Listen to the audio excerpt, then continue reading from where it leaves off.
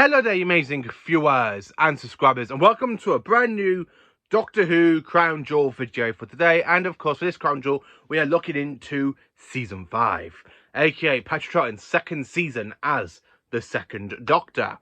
This season introduces us to quite a few iconic monsters like the Cyber Controller, Cybermats, the Yeti, the Great Intelligence, the Ice Warriors, and of course the Cyber Planner. And it's introduced us to some other alien creatures, well, some new Doctor Who monsters that aren't quite good. And that is basically looking at the killer seaweed from Fury from the Deep. Just making sure that Mr. Quinn's nowhere near me, so he can't open his gob and some seaweed can attack me. So, for this Doctor Who Crown Jewels, there are only 3 honourable mentions.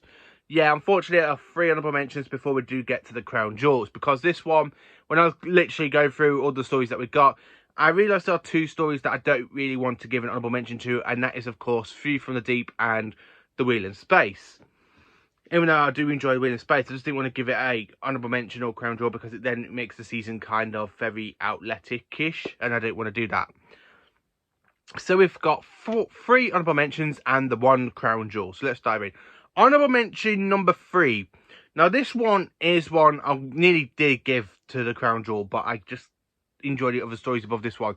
And that is The Enemy of the World. Patrick Troughton plays two characters. That he plays the Second Doctor, and of course he plays the evil Salamander. This story, it feels like much like a James Bond type of story. I think this story would have fit in like Jon Pertwee's Doctor more, but I do think it would actually fit Jon Pertwee a lot more. But Patrick Troughton does give us a fantastic performance as Salamander and as the Second Doctor. And that animation, that basically the way that Patrick Troughton's performance it does, it really gives the story an honourable mention. It nearly became Crown Jewel, but I did quite enjoy some other stories above this one. Honourable mention number 2.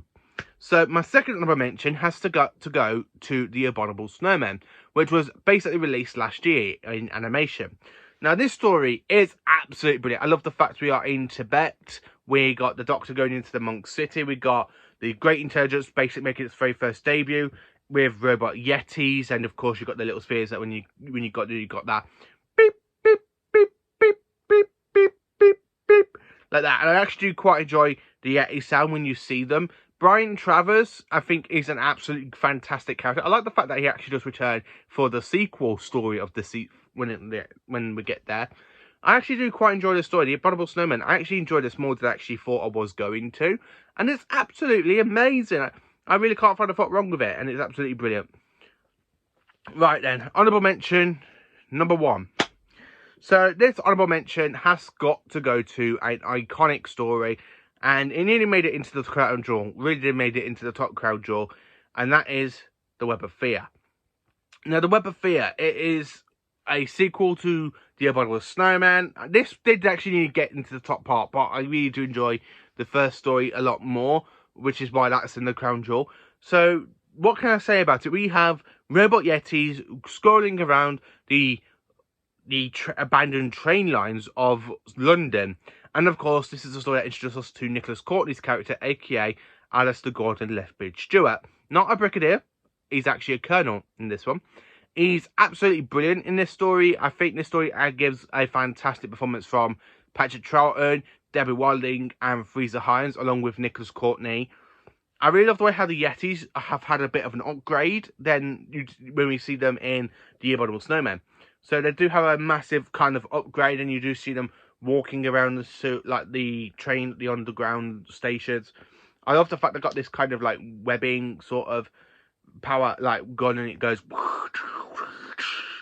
right where the humans put their bombs.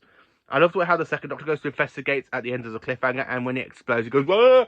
And then we don't really know what happened to the Doctor until we get to episode 3 of The Abominable Snowmen, which has been animated by 3D animators, and it's not as good as some people.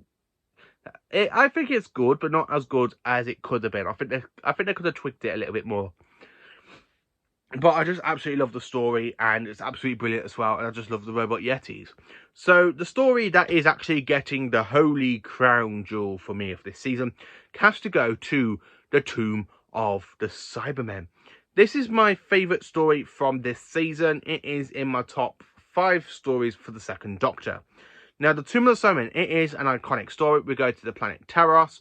We do end up basically meeting a cyber controller, the Cybermats, and of course we do see the Cybermen in ice tombs. And then of course we have the iconic stuff where basically you got them climbing out of the tombs and they're literally popping their hands through, and you got the music going dun da da dun dun dun da da dun dun da da dun dun dun da da dun dun dun da dun da da da da da da.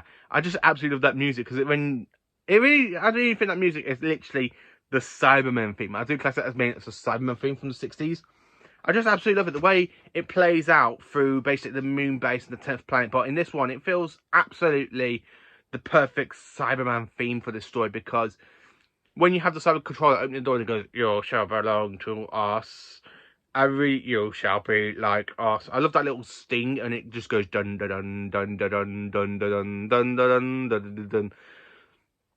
I really do love this one, and of course it does introduce us to the Cybermats as well. I just absolutely love this story. I think it's absolutely brilliant. So that is my crown jewel for Season 5, The Tomb of the Cybermen. What is your crown jewel for the season? Let me know in the comments. Please do like, subscribe to the channel for some Doctor Who content.